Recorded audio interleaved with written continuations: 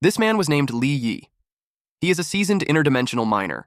His daily job is to wear a hazmat suit and risk his life mining energy stones in another dimension. One of his colleagues said that the current month wasn't bad, and at that pace, he'd be able to pay off his parents' debt in a year or so. The guy added that if Yi would work in another 3 to 5 years, he could even afford a small apartment.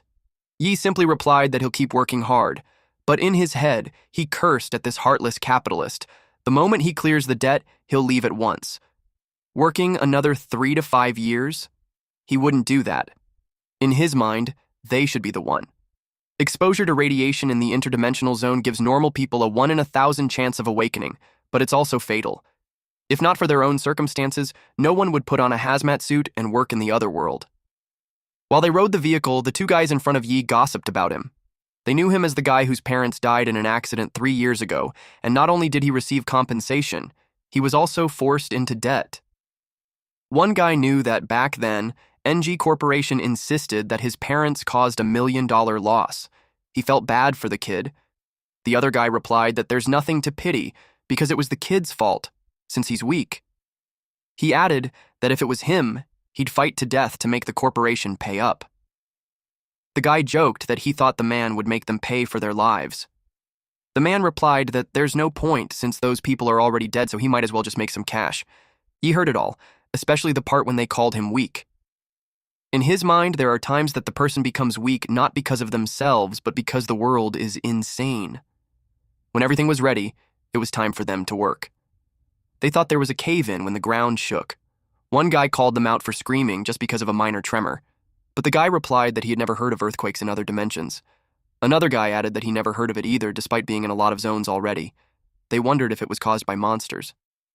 They suggest not working there, especially when the place had interdimensional humanoids before. Those monsters are even tougher than the Bug and Beasts clans. They agreed to stop working since it's too dangerous. The guy in charge told them to shut up.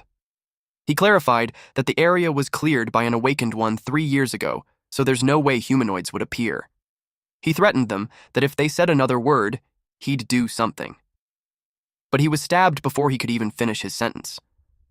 They were all surprised when the supervisor got hit. Our MC froze in place. The supervisor coughed blood. The interdimensional humanoid arrives. They ran as the interdimensional humanoids chased after them. A lot of them were already hit. Yi knew that they were over 10 kilometers from the exit. He doubted that they would really be able to escape. It was totally beyond their ability to handle. His colleague was thrown at him and hit his back. They both crashed into a boulder. Yi coughed from the pain. When he got up, the others started the car already. He begged them to take him with them, but the car drove away. An interdimensional humanoid jumped on the car, and its claws pierced through the ceiling. The driver and the passenger were taken away, and the truck overturned. Yi realized that the interdimensional humanoids went after the people in the truck. Eventually, the truck exploded. He was surprised. The interdimensional humanoids were caught in the explosion, and they screamed in pain. Yi realized that their weakness is fire. He saw some wood burning near him, and he thought that it was worth a try. One interdimensional humanoid attacked from the right. He immediately went for the burning wood. He grabbed it and waved it in front of the interdimensional humanoid, hoping that it would leave. And just as he thought, it hesitated to approach him. He told everyone that those creatures are afraid of fire. 10 years ago, mysterious gates suddenly appeared all over the world. Insectoids, beasts, and humanoids from other dimensions poured onto Earth through the gates.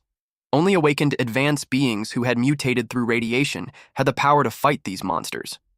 The appearance of advanced beings not only gave humanity the power to close the gates, it also opened a new era of exploration and development of otherworldly energy sources. But unfortunately, those miners aren't advanced beings. They were just ordinary people, and simply surviving in the world takes everything they have. Against the monsters from the gates, they don't even have the strength to run. They gathered as much flammable stuff as they could to ward off the interdimensional humanoids. One man was worried because the torch wouldn't last much longer. Yi suggested that there's gasoline in the storage room, and they might be able to use the fire to block the entrance until rescue arrives. They stood back to back, formed a circle, and retreated slowly. They were doing well as they approached the drums of gasoline. Once within reach, Yi yelled at them to quickly pour it at the entrance. They kicked the cans and threw their torches to light fire. The torch fell into the gasoline near the foot of an interdimensional humanoid, and that interdimensional humanoid got burned. An old man thanked Yi, because if not for him, they would be dead. Since he saved his life, they promised him that if he ever needs anything, they'll give it to him. Yi noticed something behind him. There was a large statue. The guy beside him shared that they found it a long time ago in the mine. He assumed that Supervisor Wang planned to smuggle it and sell it on the black market. That's why it was there. Yi replied that it looked like it had been around for years. Suddenly, a voice came through the radio. They were glad to hear from them. They reported that their sector, Sector 7, had been attacked by humanoids and urgently needed rescue. The headquarters confirmed their report and told them that rescue will arrive in approximately 2 hours. They begged for them to come sooner, but the line was cut off, and only static noise was left. They got worried since their suits only have enough energy for another hour and a half. Some of them expressed that they didn't want to die because they have a wife and kid waiting for him at home. One of them regretted not driving out even if only one makes it through. He thinks it's better than waiting to die. Yi checked his arm. He prayed for rescue to get there soon since his suit power is already low. One of their colleagues called everyone's attention and stated that since their suits won't last until rescue arrives, someone will have to make a sacrifice. And he suggested that it should be old folks and orphans. The man stated that Yi doesn't have attachments and was buried in debt, so he concluded that living was just suffering for him. Then he suggested that Yi just give up his suit battery. They hit him with a plank and dared him to fight back. Yi fell to his knees because of the pain. They dared him to resist. Then the man choked him while telling him that if he gets exposed to radiation, he'll awaken, so he was just giving him a helping hand. The other one added that if Yi awakens, he'll become their savior. Yi crawled to get his mask. He told them that if he awakens, the first person he'll kill is them. They mocked him for thinking that he would be lucky. They grabbed his battery. After with Yi, they called someone else to be the next one. A guy pushed the other two as a sacrifice. The two bullies chased after him when he tried to run away. He climbed on the truck. He yelled at them that if they died, they would die together. He started the truck and the statue and its lost balance, and it fell. They all chased after him to stop him, since if he breaks through the fire barrier at the entrance, they were all done for. They panicked when the guy broke through the entrance and the humanoid started coming in. Yi was left there on the ground. The statue fell in front of him. Our boy looked at the statue and asked if it was laughing. It was as if he was being mocked by it. Lo and behold, this statue really had this sinister grin on its face. And boy, oh boy, it reminded me of the statue from Solo Leveling. But a few seconds later, an interdimensional humanoid appeared and stepped on the statue. And it was about to grab Yi. Yi questioned why he had to endure it all. The hand of the humanoid pierces his torso. He thought of the times he was being ridiculed, like when his parents died, and the relatives didn't want to raise him, or the time he was thrown out of his house because he can't pay rent, or the debts were passed on to him. Some established people came to him and threatened him when he wanted to investigate his parents' death. The complaint letters that he sent out just ended up in the corporation's hands. He didn't want the compensation. Instead, he sought the truth. The man decided to give it to him. He was informed that his trash parents violated regulations and caused the accident. Not only are they not compensating, they sued him for the millions they cost the company.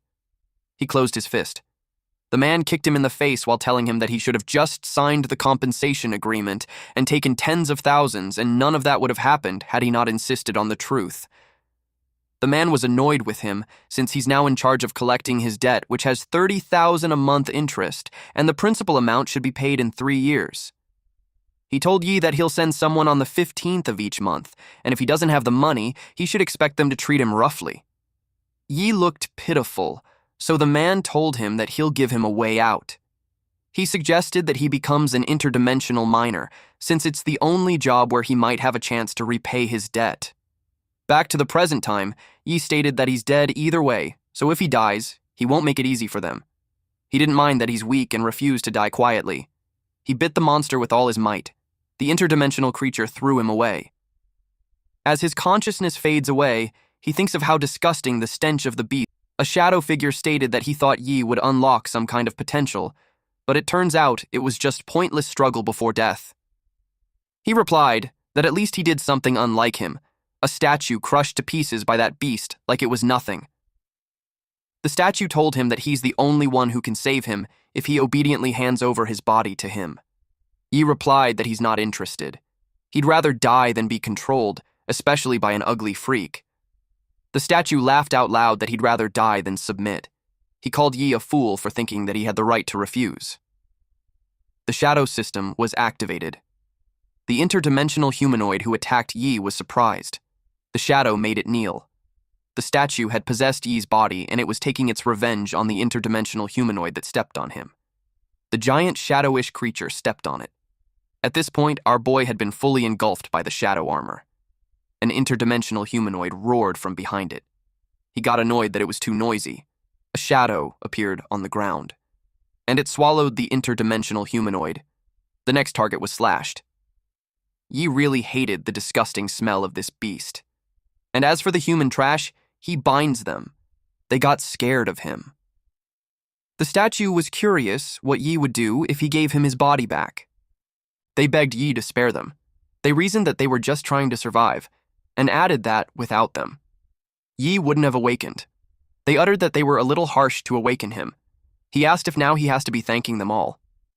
Those men replied that there's no need to thank them and suggested that they pretend that nothing happened while he lets them free.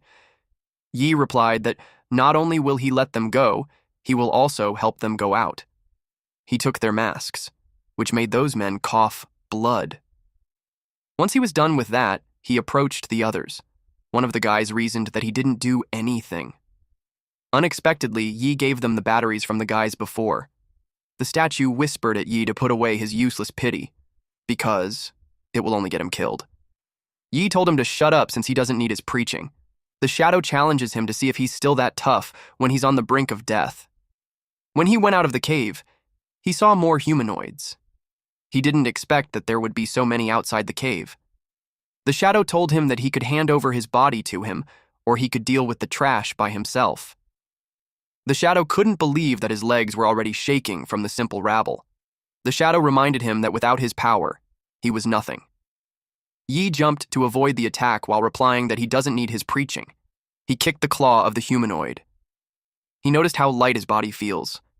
The humanoid tried to slash him, while one of those creatures sneakily attacked from behind. He sensed it, and was able to dodge in time. He could tell that his reflexes and speed have increased a lot. The statue was mocked when he already had the shadow system, but he's still weak and pathetic. Yi gathered energy on his fist and told him to shut up. The humanoid creature was blasted away when Yi punched it. He was confused when his power increased so much, but he also knew that just using his body to attack wasn't enough to hurt them. He wished he had a weapon. And as if on cue, shadows gathered on his palm. To his surprise, a dagger was formed out of the shadows. He used it to see if it was effective. He slashed it, and learned that he can kill hybrids too, which led him to think that he had awakened. A humanoid had landed a blow on his back. He immediately counterattacked and beheaded it. He was glad to finally have the power to fight back. Blood splattered on the ground. Yi laid there, breathing heavily. He killed all of those abnormalities. Then the system notified him that his evolution was successful. He is now at E rank. The next thing we know is that Yi lays on the hospital bed while the nurse and the doctor check on him. The nurse reported that he had no injuries at all, and all vitals are normal, so it was a puzzle why he hasn't woken up yet. The doctor replied that it's normal for an ascender, especially in Yi's case where his stamina is totally drained, so his body needed to adjust to the new level. The nurse got interested in Yi when she found out that he's an ascender. She asked what level he is. The doctor noticed how she got excited and replied that they'll find out when he wakes up. The doctor told her that they will go to the next room, but she wanted to stay a little bit longer to stare at him since she finds Yi handsome. Meanwhile, the shadow was bothered that what he possessed was a human, an E rank, no less. He expected that with his status and power, once Yi awakened, he should have been at least S rank or A rank, at worst, B rank. And yet Yi was stuck in an E rank shell. But still, he finds him interesting since, despite being an E rank, he actually triggered the power of the shadow system and formed a shadow on the first try. It was just too bad that he can't withstand a 10,000th of his power. Yi woke up and asked why he's clinging to him. The shadow informed this lowly human that he's the ancient supreme entropy extinguisher's ruler of the otherworld realms. He commanded him to offer him his body, and once he reclaimed his throne from the traitors of his clan, he'll reward him generously. Yi thinks he's just making up stuff. He added that there's no way he'd give his body to something ugly like a cockroach. The shadow was insulted. Then he urged Yi to offer his body at once, since that's the only reason he exists. Yi wondered why it had latched onto him, of all people. He considered the possibility of it being an evil spirit possession. Or perhaps it was simply enamored by his beauty. Given the person's seemingly unstable demeanor, Yi knew better than to provoke him. At one point, he even feared the man might try to force himself on him, something he thought he could handle. What truly unsettled him, however, was not knowing the entity's gender. He had a lot more intrusive thoughts, and it started to annoy the shadow. The shadow asked him what kind of nonsense he was thinking. It regretted having to choose that E-rank human being.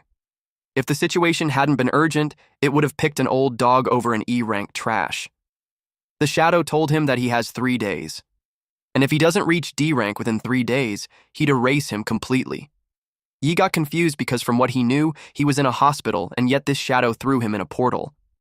The shadow told Yi that he's in the insect nest, the E-rank trial of his race inside the gate of the otherworld. He told him that every Skyborn clan member can only attempt it once after reaching adulthood, and since he possessed Yi, it refreshed his trial count. A shielded armor beetle appeared. Yi was surprised that he knew that species. The shadow informed him that the shadow system that he was given reads from his knowledge base. He expected him to get used to it eventually. Our boy thought about the shadow system. Then he took out his dagger and slashed through it. He was surprised at how fast he was. The beetle hissed angrily. Yi knew its blind spot and targeted it. He jumped high so he could hit the beetle's back. After that, he landed behind it. The beetle immediately counterattacked. Yi had to pierce his dagger on the ground to find his footing. He didn't expect that its shell would be hard. The shadow called him useless. Then it asked if Yi only had brute force. Yi replied that how he fights is none of his business. The shadow warned him not to come begging for help when he lost. Yi was starting to get annoyed. He wondered if the beetle really has any weak points. It deflected his attacks and blasted him away. He crashed on a wall. He noticed a sticky liquid on his shoulder. The shadow told him to get up. Yi saw that it was from the beetle's cut, and it was its blood. He grinned when he finally found its weakness. The beetle attacked aggressively. Yi was determined to show who's the real coward. The shadow was surprised that he used Shadow Eye. He was able to cut some of the limbs. The shadow teased him by asking what was the point of breaking just one leg. Yi replied that without one of the front legs for defense, it will be much easier for him to hit its weak spot, and he needed to have a more effective weapon for that. He turned his dagger into a lance. He pierced the underside of the beetle to force it to get up. He knew the reason why the beetle was lying still, because its weak spot is its abdomen. He was exhausted, but he won. The beetle dropped a crystal. The shadow teased him for being out of breath from killing a mere E-rank shield bug. He suddenly felt a surge of power entering his body. He absorbed the crystal and realized it was an EXP pack. The system notified him of plus 0.2% to advance to D rank. The shadow notified him that it was an energy stone, and it has a chance to increase his ability level. He could sense that something was approaching, but he couldn't see anything. The shadow suggested that he use the Shadow Eye to look.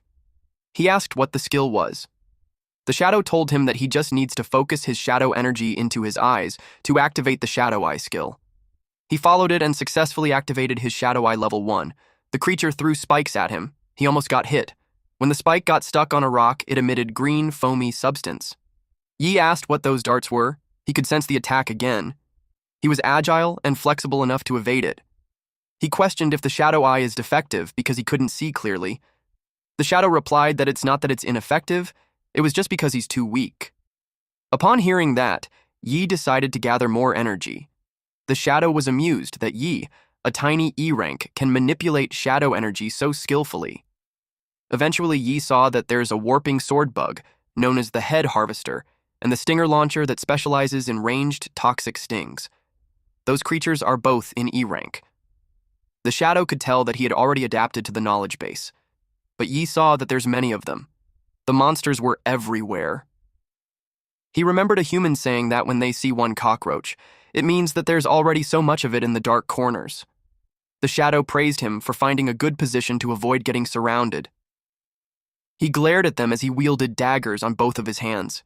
Then he exudes a powerful energy while yelling at those monsters to get lost. The shadow was impressed that he already awakened the second form of the Shadow Eye. It was surprising since he was just an E rank. In Shadow Eye Level 2, the shadow becomes his pupil, and every heartbeat of his enemy is a death knell.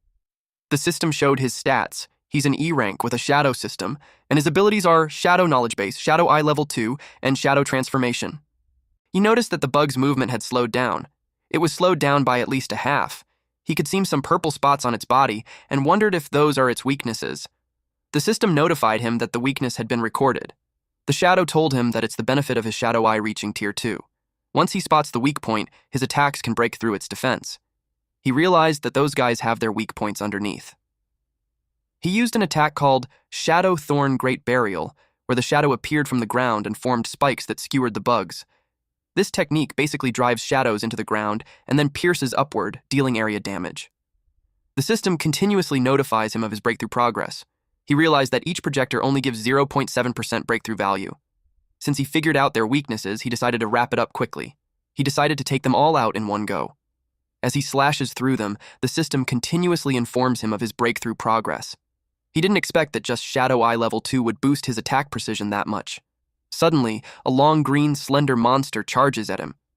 The shadow acknowledged his fast reflexes, but it felt bad that his brain couldn't keep up. When he had taken a good look, he realized that it was a warp sword bug. The shadow was surprised that he morphed the shadow dagger into a whip. The bug hissed when he wrapped the shadow around it. He dared it to try jumping again, then he beheaded it. The weakness of this warp sword bug has been recorded by the system. The other bugs synchronously release their stingers at him. Yi made the shadow transform. Then he charges at them, targeting their butts. The system informed him of his D-rank breakthrough progress to be at 12.1%. He made several ropes out of the shadow and pulled down those warp sword bugs. The shadow commented that he's finally looking like someone who is worthy of the power, even if the pose is a bit ugly.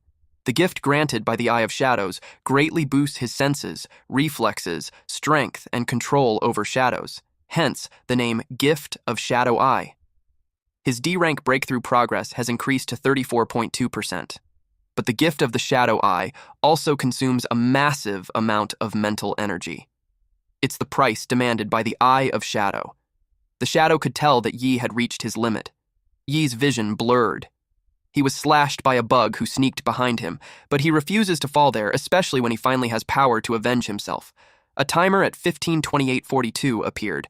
Yi thought of those NG group bastards who dared to cover up the truth about his parents' deaths and shamelessly forced him to mine to repay the debt. His progress continued to grow even as time slipped away. But he pushed through, driven by the power he now held to change everything, and he vowed never to give up.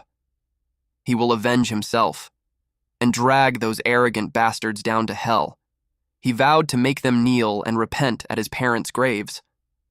At this point, his remaining time is 2 minutes and 15 seconds, and his D-rank breakthrough progress is 95.4%. The shadow had observed his hatred, which aligned so well with the shadow system, it even nourishes the shadow energy. The promised time was near, so he told him to hurry. The timer kept running until there was only 7 seconds left. The shadow noticed that Yi planned to release all that shadow energy at once. He asked if he's not scared that his body will explode. Only 3 seconds remained. It was just a little more till he break through and he'd do anything just to get stronger. 1 second left and he unleashed a powerful energy. Eventually, the timer had reached 0. He leapt so high while his sword gave out a powerful energy. In that single powerful strike, he defeated all those bugs and reached 100% D-level breakthrough rate. With that, he was promoted to D-level. He was exhausted. The shadow teased him that he barely made it, but now he'd call him Little D. He glanced at the corpses and saw a weapon. The shadow explained to him that the insect nest used to be a beginner trial field for his people. The dagger, in human standards, would be at a level. Yi was confused that he called it a dagger when it's a great sword. It made him ask if all of the shadow's people are giants. The shadow replied that compared to his energy, those weapons are nothing. Yi doesn't agree to that. He decided to store them away. The shadow asked him if it can be used for something else. He replied that he's going to sell it. But he knew that only D-level awakeners can sell equipment, so he planned to stop by at the registration hall first.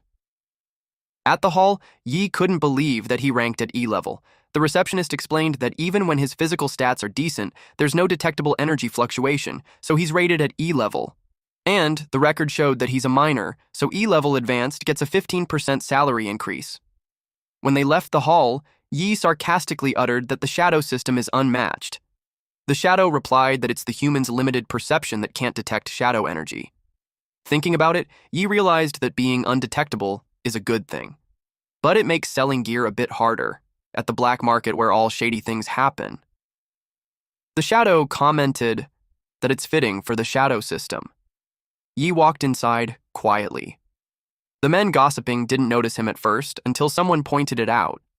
The shadow commented that humans are funny. They embed a few gems on some iron and call it divine gear. Suddenly, he feels sorry for Yi. A man shooed Yi away. He looked down on him for being a minor and assumed that Yi couldn't pay for anything. Yi asked him if that's how he treats his customers. The man doubted that he's a customer and questioned him on what he could even afford. Our MC told him that he doesn't want his stuff anyway. He uncovered the great sword and demanded that their appraiser see how much his sword is worth. A woman clinging to a man's arm appeared, and she questioned why he brought her to a stinky place. The man is Zhou Ting, a D-level, and the woman is Su Qing, a civilian. The shopkeeper left Yi and went to entertain the young Master Zhou. He asked him if he had something good to sell. Ting replied that he got a decent sword from the gate of the other world, and he planned to sell it so he could buy his girlfriend a new car. The shopkeeper recognized that it was a wind howl sword. The weapon comes with a boost attack. It was a hot item among D-levels. Yi recognized Su Qing. She was horrified to see him. When his parents died and he didn't get any compensation, she left him. She was harsh on their last meeting. Ting asked her if she knew him. She denied knowing him and lied that he's a fan of her since she's an influencer. Ting got annoyed with Yi and insulted him by calling him trash. He told him that the junk collection site is at the end of the street, so he should just take his junk there before they close. He yelled at him to get lost. He attempted to attack Yi with the sword he's going to sell, but it hit the great sword instead. His eyes widened when he saw that his sword got shattered. Yi told him that it was his sword that was real junk. Qin asked how it happened when he told her that the sword cuts like mud and was worth a lot. Ting got annoyed and attacked Yi with a punch. Ye noticed that Ting was too slow. He sidestepped to avoid being punched. Ting commented that his skills aren't bad. He attacked again. He continues to attack while Yi swiftly evades all of it. In Yi's head, the attack is way slower than the trials in the insectoid nest. While Ting was starting to get annoyed since he thought Yi was just a minor, but then he couldn't even hit him, even though he's D rank. He tightened his fist. Yi formed his shadow with a whip and wrapped it on Ting's fist. Ting yelled at him that a miner should crawl back into the mine. He asked if a dog shouldn't crawl back on the surface. He yanked the shadow whip and made Ting fall on the ground. Qing got worried for him. Yi mocked him by saying that he's fond of being a dog. Ting's anger heightened and he charged at Yi. Unexpectedly, a man with 2 guards entered and told them to stop. Ting was surprised to see Boss Wang. Wang is a D rank and the supervisor. He told Ting that even if he's a longtime customer, fighting in his shop is going a bit too far. Qing defended that the damned miner broke Ting's sword, that's why it led to that. The miner caught Wang's attention. He asked if Ting's weapon really got broken by his hand. Yi explained that it was him who attacked first, so if he broke his sword, it wasn't his fault. Wang asked him if that was really the case. Then he whispered that the sword in the kid's hand doesn't look ordinary. He asked if the same rule applies. Ting agreed to it since he'll get the money and the item for Wang. Wang told Yi that he'll act as a mediator. He asked if he could take a look at the sword first. When he grabbed it, he was surprised. The sword weighs over 100 pounds, and Yi had lifted it so easily. It made him wonder if Yi was an advanced one. He decided to test his limit first. He asked him where he got the weapon. Yi questioned them on when did the black market start checking owner IDs and item origins. He replied that he was just curious, and if Yi didn't want to say it, it was fine.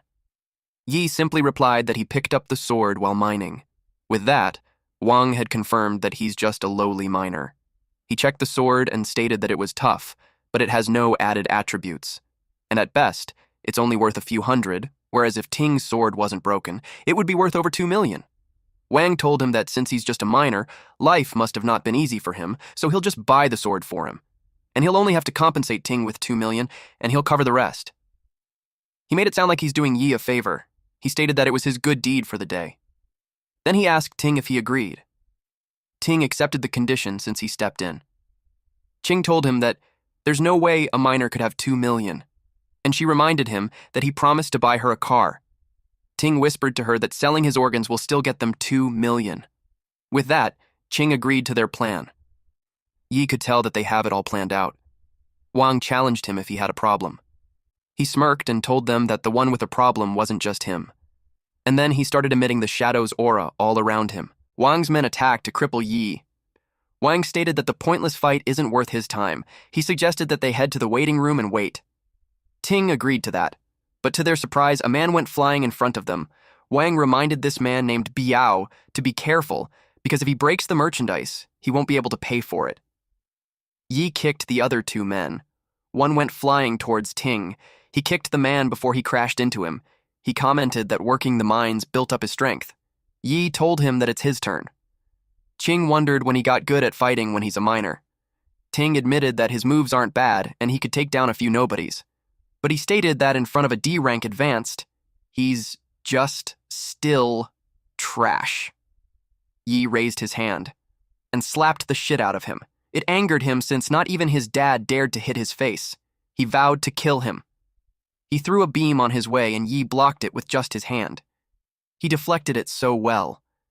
That made Ting confused about what's happening. He described that it was like there's an invisible wall.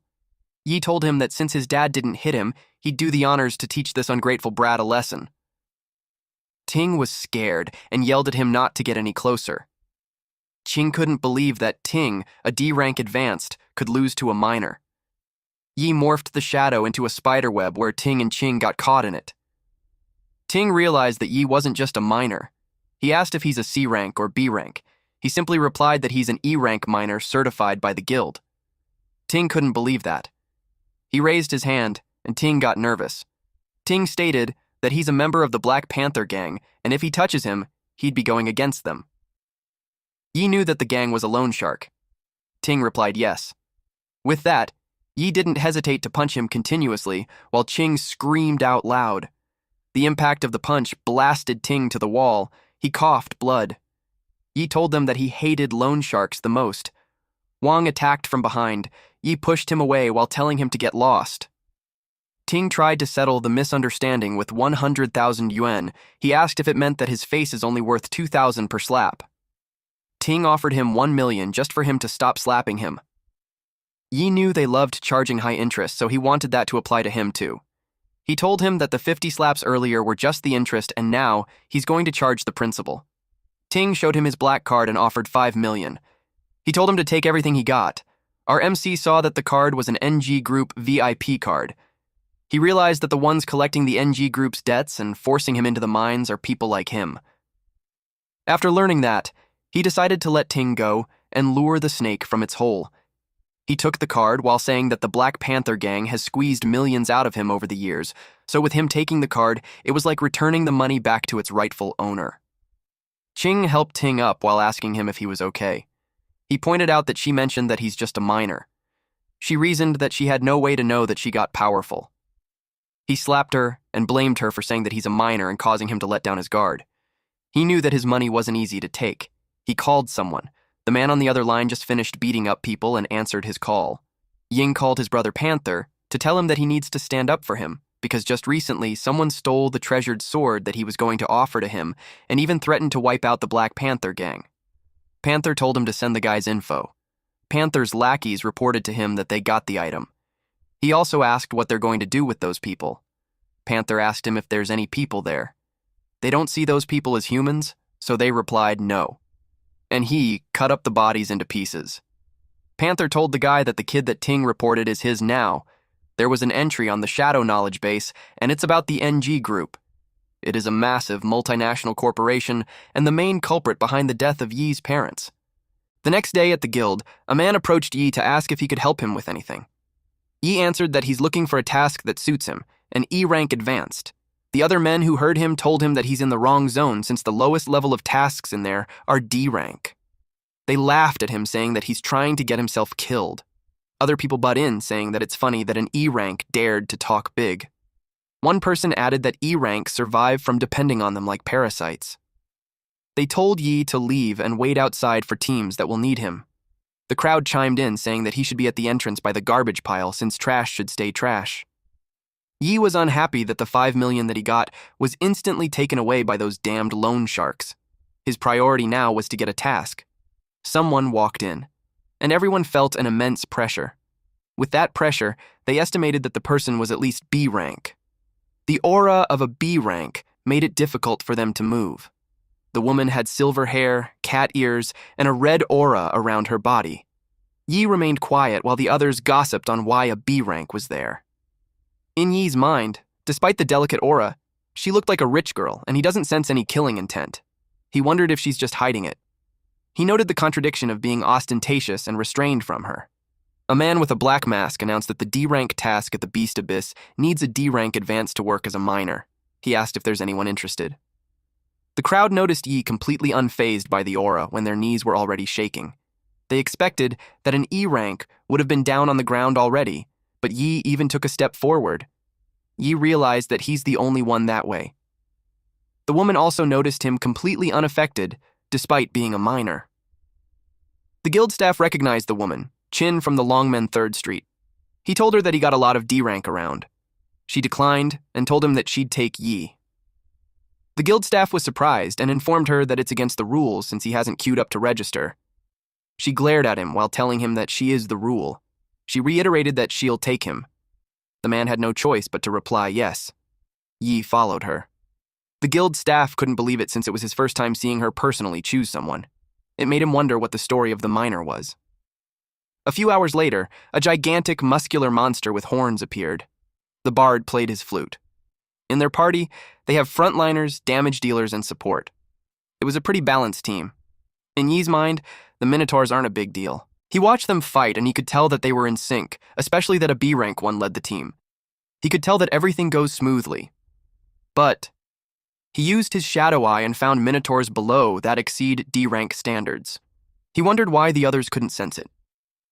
The shadow told him that his shadow eye has already reached Tier 2, and his sensory perception far surpasses that of those trash. Yi knew that even if the others didn't sense it, the B-rank rich girl should. He wondered if she noticed it, and deliberately hid it for some reason. The bard reported to Chin that the starlight crystal vein that she's looking for was in there. She told the miner to come with her. Yi couldn't believe her. She knew that it was dangerous, but she dragged the miner along. As they kept going, Yi noticed that the ominous aura kept getting stronger. It made him wonder if she didn't care if the miner or her teammates died, or was it because she believes that her B-rank power alone is enough to keep everyone alive? The ground shook. Then, out of nowhere, Yi and Chin fell on a pit. Luckily, they landed safely on the ground. Yi noticed something ahead. There was a D-rank Minotaur beast man. I saw her draw her sword. He anticipated her move. Her red aura formed eyes in front of her, but she didn't budge. She retreated behind him and told him that she'd cover him so he should go.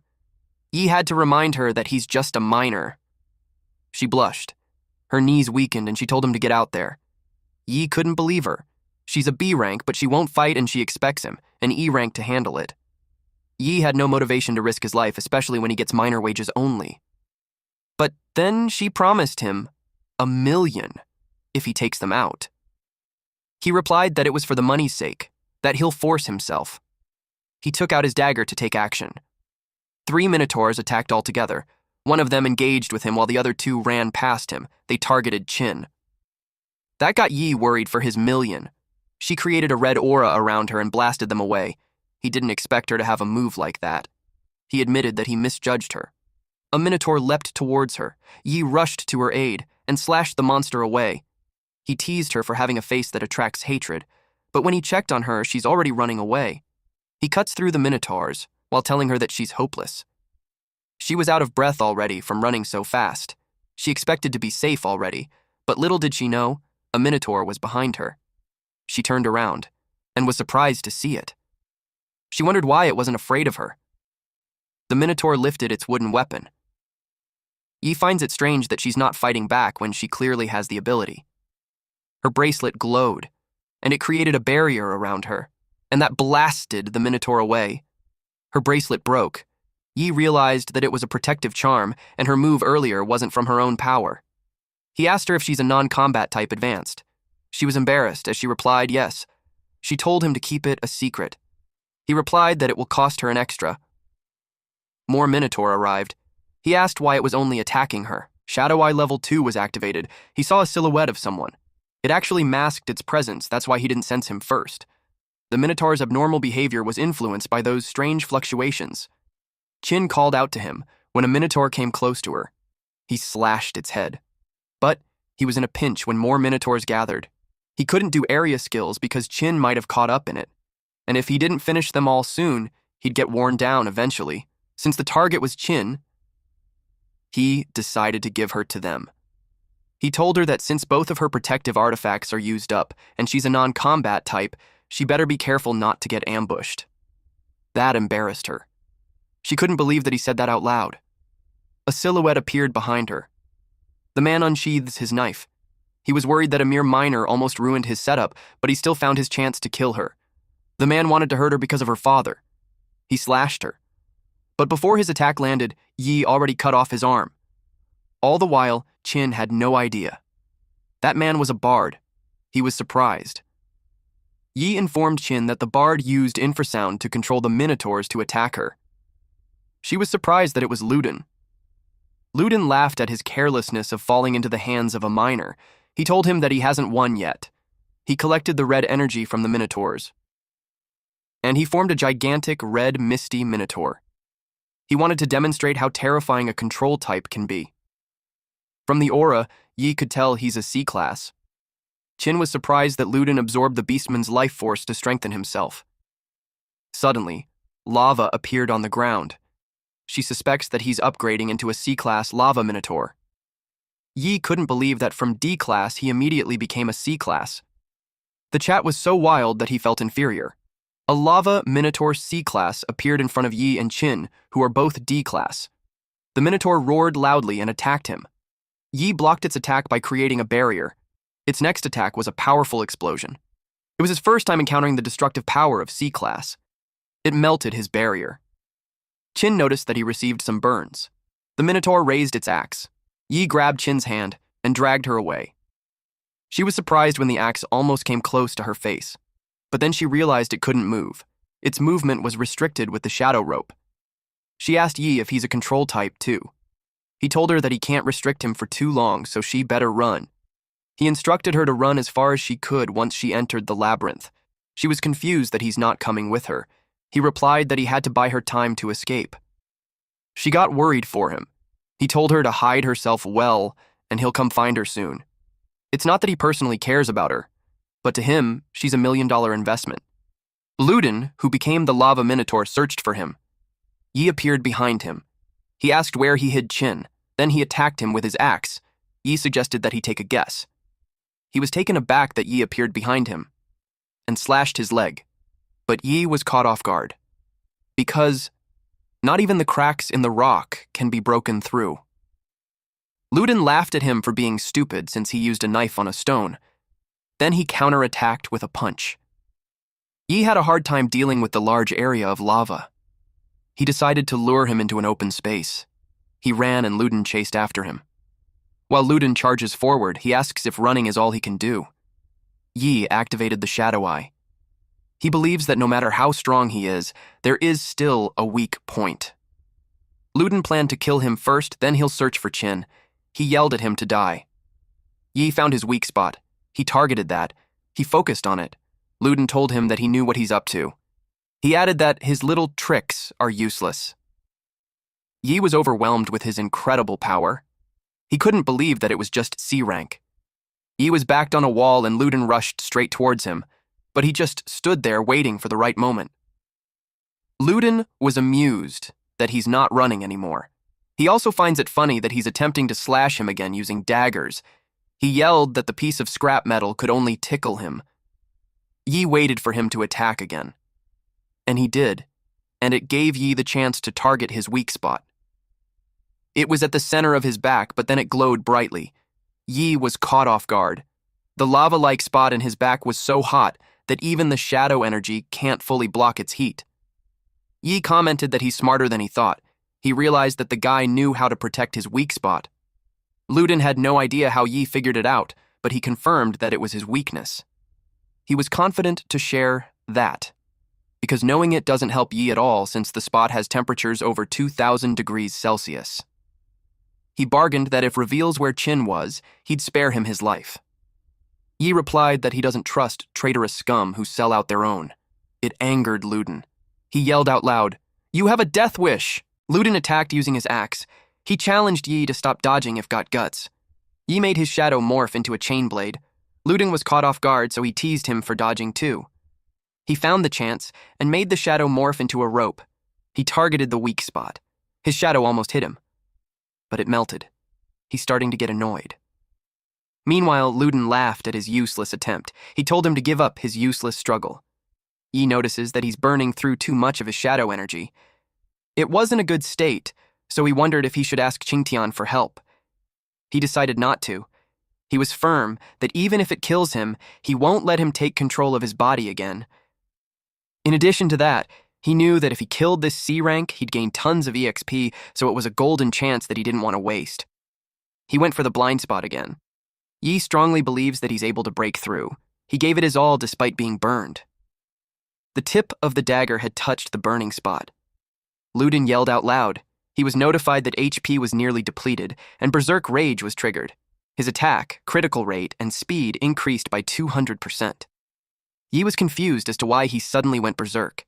He was blasted away, which made him crash to a wall with a powerful impact. Ludin didn't expect that a filthy miner would push him that far. Yi was burned from his attacks. He decided to end their fight now. Unexpectedly, Yi felt something in his body. He had no idea why the shadow energy became stronger than before.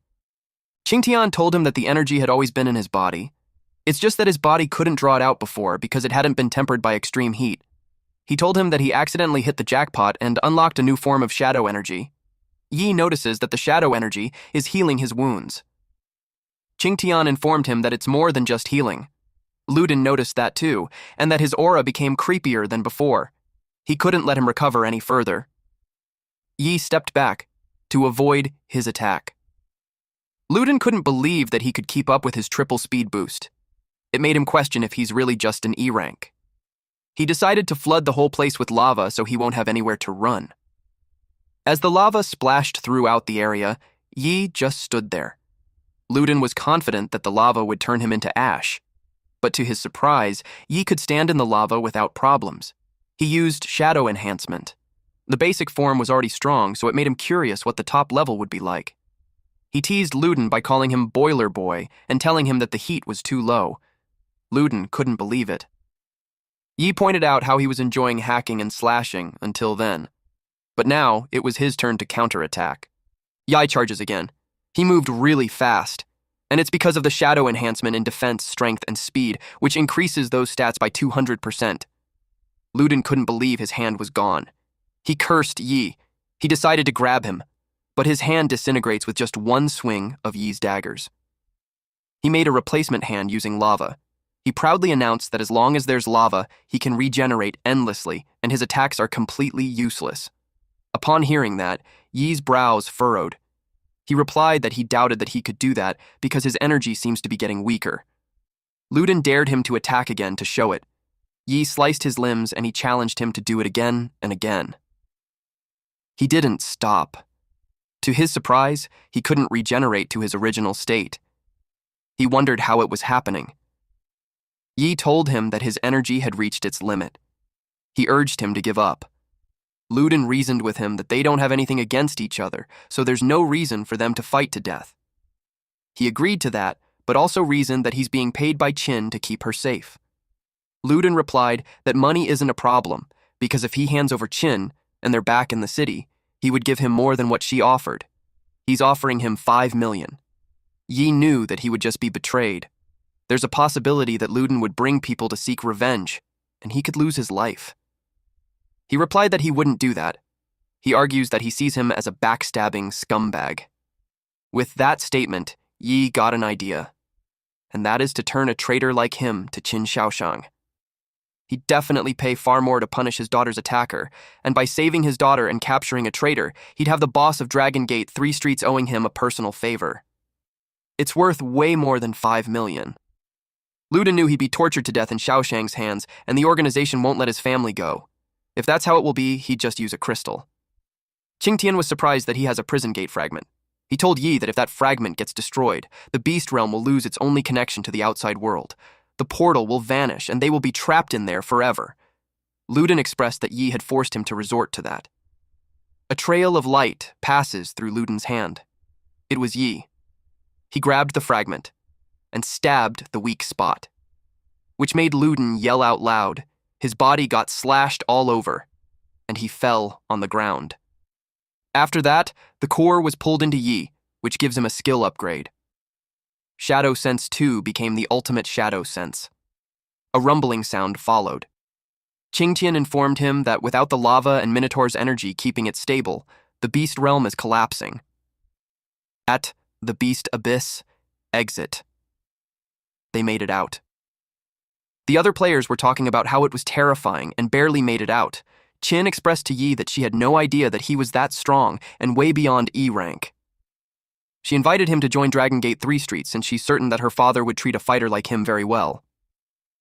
Yi replied that he's not interested in joining any organization, and he requested her to keep his abilities a secret.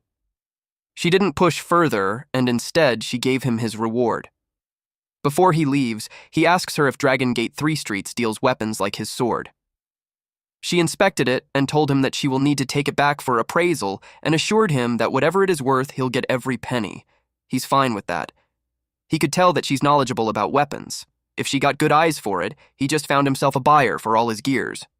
He's also fine if she turns out to be a cheapskate like Boss Wang. He's still not a losing end either since he had $1 million in his hand. Once he reached home, he inspected the prison gate fragment. He was curious about what it really was. Qingtian replied that as long as he has enough fragments, he can make his strength reach S rank or even higher. The rank enticed him. With the prison gate fragments surfacing again, it made Qingtian question if those bastards are still out there. He knew he needed to speed up his recovery, and that kid was the key. He imagined that one day the kid will have to face things beyond human understanding. He contemplated if it's time to warn him already. Eventually, he decided that it was too soon and that it would just terrify the kid. He decided to let him get stronger first, at the NG Group E-Class Wraith Zone. The place was under lockdown due to the mining incident. Yi stood at the edge of the cliff and surveyed the area. He saw that there's 1 B-Class and 3 C-Class guards. He couldn't believe that they deployed that many advanced fighters to guard it. Just as he thought, with his current strength, there's no way for him to uncover the truth yet.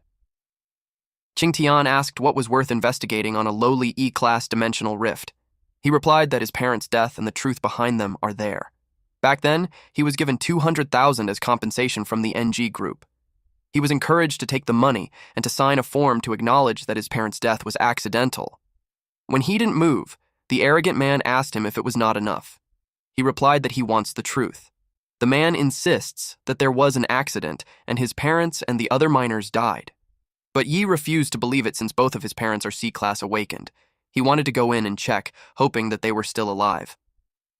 A large, muscular man grabbed him and informed him that anything can happen in a Wraith Zone, even C-Class can die.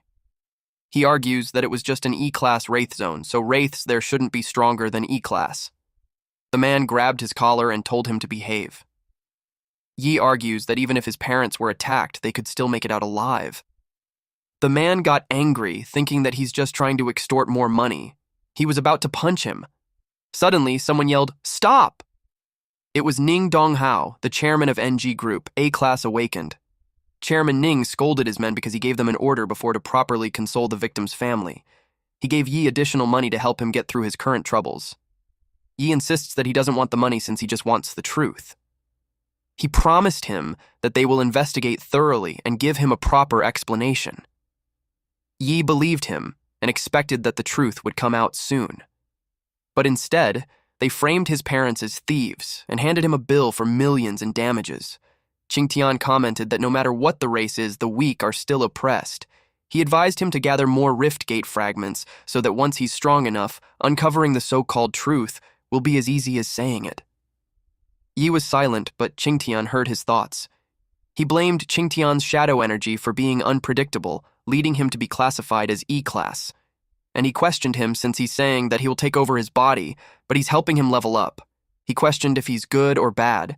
He thought that if he had proven that this guy was crazy, then his claim to raise him to S-class would just be lunacy. Qingtian told him to stop, and expressed that if he didn't find any potential in him, then he wouldn't even bother with him. He replied that he hasn't said anything, but he's getting angry. It made him think of him as a lunatic even more. Suddenly, he received a mission invite. At Chemical Zone, a D-class Wraith zone. A man in a suit asked Yi why he was late. He replied that it was far, but the reality is he rushed there from another E-class Wraith zone. An old man recognized him. He greeted this man named Uncle Hao. Hao was happy to see him. It had been 5 years since it was Yi's parents' accident. The other men with them expressed that they thought they were waiting for someone important, and yet it turns out to be a deadbeat monster. These men who showed hostility towards him are Gu'er, Gusan, and Gu-Da, who are all mercenary and C-class awakened. The man in the suit explained that the mission involves mining and they didn't want to trouble the advanced fighters. Gu'er yelled at him to stop wasting time and just tell them the mission. The man in suit explained that the rift is a D-class Wraith zone, and their task is to find ice crystal ore and mine 60 kilograms as samples. Meanwhile, Yi took notice that there are C-class awakeners for a D-class Wraith zone. It was overkill. There was one guy in robe, his name is Heizi, also a mercenary and C-class awakened. From the bloodlust coming from them, Yi could tell that none of them are decent people. Plus, he can faintly sense another C-class presence inside the Wraith zone. A man watched the entrance of the rift through his mobile phone. He uttered that all his toys had been gathered. It was time for him to begin the hunt. This person is Blood Leopard's second in command of the Black Leopard Gang. They entered the rift, and while walking, Hao asked Yi if he didn't need to wear a protective suit. Yi replied that there was no need because he's awake now and he can handle it. San commented that an ascended miner is a rare breed, or reminded him to mind his mouth because Yi was the king of trash heaps. Hao warned Yi not to mind them. Yi assured him that he's not reckless. Yi checked the area and noticed that the vegetation in there seems deliberately altered for hiding, and he felt a lurking, killing intent nearby. He saw something cross in front of him. In his head, this stalker could no longer hold back. He wondered if it will continue to hide in the shadows, or if he has other plans. San yelled at Yi to move his feet. Hao replied that they will speed up. Yi knew it was the perfect time to use the environment to shake them off and observe from the shadows. He grabbed Uncle Hao and told him to hold on tight. Doc complained that the miner was so fast, they yelled at him to stop. Told them that it's fine since those two are just pieces of trash, and if they leave them, they will be as good as dead. The red-haired man sat on a branch as he watched those Gu brothers. He wondered if the others sensed danger. He ran his mouth across his lip and thought that it was fine too, since if everyone was as dumb as those three, the game would be way too boring. Da told that he could tell something was off about the mission. Ever since they came in, they could feel that someone was watching them. Told them not to be paranoid. He told them that it was just a D-rank mission, and the three of them are C ranks, so they can handle it. San replied that he feels weird too, like a chill runs down his back. He suggested that they head back. Told him to stop panicking, but just as he said that, their eyes widened. San was attacked from behind, red strings wrapped around his head. He recognized Blood Leopard, told him to let him go and they can talk it out. Blood Leopard replied that they kept provoking their Black Leopard gang over and over again. So there was nothing to talk about. He pulled the strings and that chopped San's body. Those two watched it happen. Da was engulfed with his anger and charges ahead. Tried to stop him. The red strings caught his fist, and his whole body was wrapped in strings. The strings cut through his skin, and eventually chopped his body. Was terrified, so he ran as fast as he could, while Blood Leopard was in a frenzy, since he liked fearful prey the most. Meanwhile, Yi and Hao rested for a bit. Hao asked him why he ditched those other awakened men. Yi inquired if he offended anyone or any faction recently. Hao replied that he's just a miner, so there's no way he would offend someone. He asked him why. Our MC revealed that the mission is a death trap, and someone wants all of them buried in that twisted place. Hao expressed that he's scared. Yi told him that if he knew something, he should tell him. Suddenly, appeared and yelled at Yi for not saying anything, even when he noticed something strange. He blamed him for the death of his brothers. Yi commented that wasn't useless at all, since he helped draw out the mastermind before he died. That statement angered him. He asked him what he said. Yi repeated what he said, that was about to die. Was surprised to be caught in red strings. Blood Leopard told Yi that he didn't expect him, a minor, to be that interesting. Yi had activated Ultimate Shadow Eye. Thank you all for watching. Please watch this next Giga Chad video, and I'll see you guys next time. Also, support the channel by joining the Summon Club membership. You can also support by just liking the video and being awesome.